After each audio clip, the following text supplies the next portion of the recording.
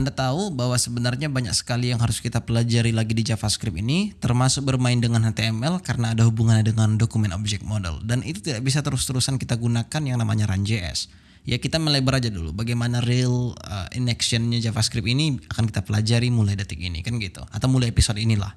Nah, tapi sebelum kita lanjut atau pada episode ini, yang paling pastinya saya tidak akan langsung mengajari Anda bagaimana tentang DOM manipulation, melainkan kita persiapkan dulu workspace-nya. Yang pertama, Anda siapkan dulu satu folder di sini yang namanya apapun itu. Saya di sini buat JavaScript yang foldernya, kemudian kita buat index HTML, kemudian Anda buat di sini boilerplate-nya. Ya, Anda buat di sini hello, kemudian Anda refresh di browser. Kira-kira seperti itulah, ya kan? Nah, kemudian Anda ingin merubahnya, Anda buat di sini hello world, terus kita refresh lagi di browser. Yang mana itu sangat tidak luar biasa sekali. Bagaimana yang luar biasa adalah ketika Anda rubah apapun yang ada di sini dan tanpa refresh di browser dia sudah berubah. Ya, bagaimana cara melakukannya?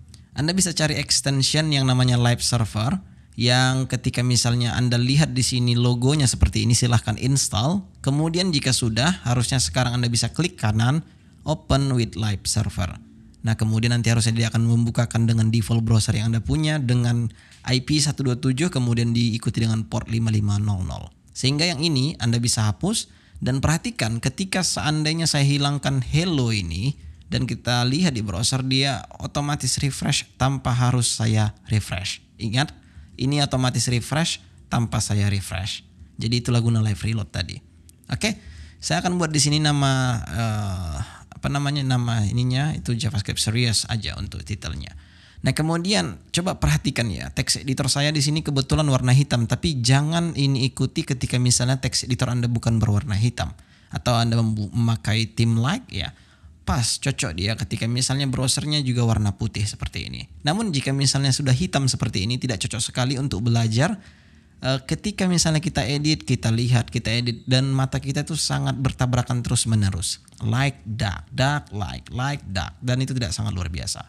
Oleh karena itu di sini saya akan persiapkan dulu satu folder dengan nama JS, dan kemudian di sini saya akan buat lagi satu folder dengan nama CSS. Di dalam CSS ini saya akan buat satu file dengan nama app.css, kemudian di sini kita buat satu file lagi dengan nama app.js. Oke, untuk contoh saya akan buat di sini console.log hello world, dan saya akan pergi ke app.css di sini. Saya akan buat body, background, color, kita akan buat di sini misalnya red, ya. Kemudian sekarang saya pergi ke index HTML. Saya akan masukkan di sini untuk link CSS-nya dulu. Kemudian Anda masukkan di sini script source-nya juga bisa. App.js. Oke, sekarang misalnya kita refresh di browser atau kita lihat dia akan sudah berwarna merah. Kemudian jika misalnya saya lihat di konsol, dia pasti ada di sini tulisan hello world. Oh iya, saya tadi, Anda ingat ya, ketika misalnya saya lihat di browser ini otomatis editor teks saya menyimpan filenya.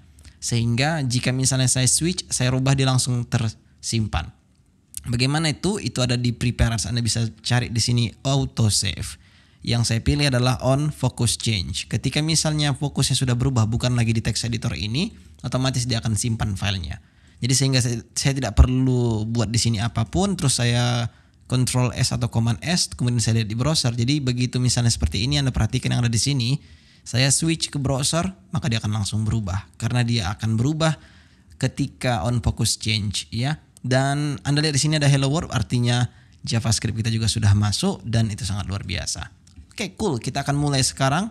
Yang pertama, coba dulu saya ganti di sini langnya ke CSS agar supaya autocomplete-nya kita dapatkan. Sini saya akan buat dulu font family. Yang pertama kali itu Helvetica. Ya, Apple ini pun boleh. Anda pilih yang manapun yang Anda inginkan. Kemudian saya akan di sini pilih untuk font size-nya itu sekitar 15 pixel. Kemudian apa lagi? Saya butuh di sini background color-nya itu black, dan bukan black pastinya, tapi yang jelasnya kita ingin nuansanya itu background-nya black dan tulisannya warna putih. Kemudian saya ingin memberi padding di sini 24 pixel. Diikuti dengan line height itu sekitar 1,8, dan untuk letter spacing-nya saya akan pilih di sini 0,1 saja. Oke. Sekarang kita refresh di browser, kira-kira dapatnya seperti ini. Tidak ada teks di dalam ya. Coba dulu kita lihat di index HTML. Saya buat di sini lorem, refresh di browser, kira-kira seperti ini dia. Nah, cuman kan kalau hitam ke putih ini sangat tidak luar biasa kalau misalnya ada warna yang lebih baik. Saya akan pergi dulu ke tailwindcolor.com. Saya akan copy dulu apa yang ada di sini. 800 ini ya. Saya akan paste di sini. Kemudian untuk tulisannya kita akan pilih yang 50 dan kita paste di sini. Sehingga kita refresh di browser kira-kira tampilannya seperti ini. Much better daripada yang tadi, ya. Kemudian apa lagi yang ingin Anda rubah di sini? Jika Anda ingin rubah silahkan. Cuman menurut saya ini juga sudah fine. Nah, kemudian coba dulu kita buat dulu satu tampilan di sini di index.html. Entah mana tahu nanti kita punya input di sini ya. Input type text, kemudian entah mempunyai button type submit ya. Mana tahu seperti itu. Saya buat di sini login misalnya seperti itulah. Dan kita buat dulu 2 di sini. Oke, kita refresh kira-kira seperti ini tampilannya. Ya kan? Nah, coba dulu kita desain dulu untuk button dan juga input ya. Cuman di sini saya buat dulu input ya. Input kita buat di sini width-nya kita buat 100% juga bisa, tapi tak usahlah 100%. Kita buat aja dulu di sini paddingnya. Padding 10 atas bawah dan 12 untuk kanan kiri. Kita refresh, kira-kira seperti ini dia. Ya.